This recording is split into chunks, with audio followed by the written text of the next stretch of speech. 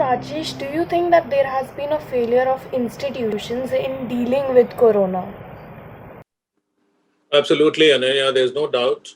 There's been a failure is not even the word.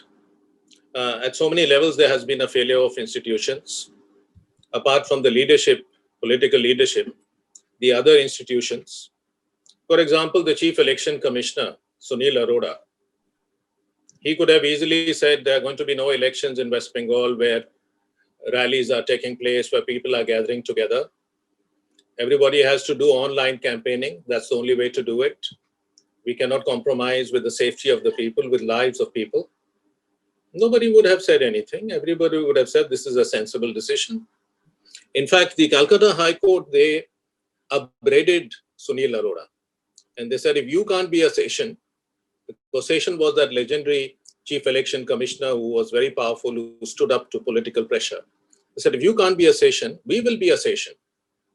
So, but it wasn't only Sunil Arora's failure.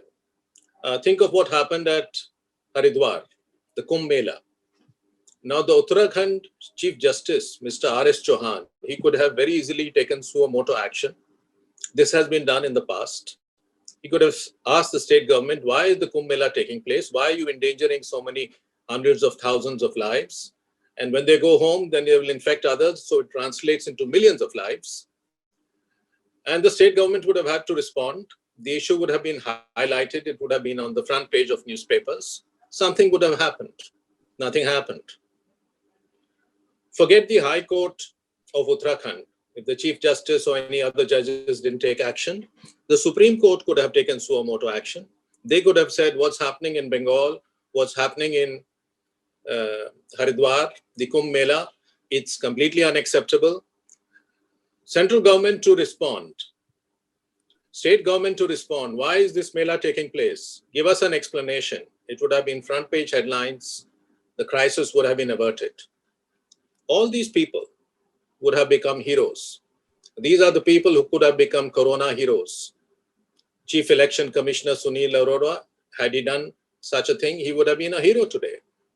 High Court Chief Justice of Uttarakhand, had he fulfilled his constitutional mandate, he would have been a bloody hero.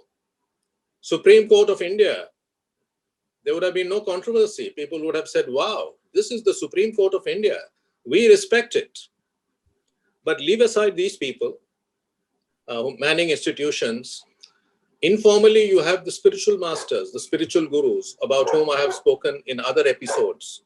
For example, you have Sri Sri Ravi Shankar, you have Sadhguru, you have such great, eloquent speakers who are wise. But what is their wisdom worth? Is it just go and meditate, connect to the divine? Could they not have stepped forward to the plate and said, Kumbh Mela, it has to be cancelled. Human life is more precious.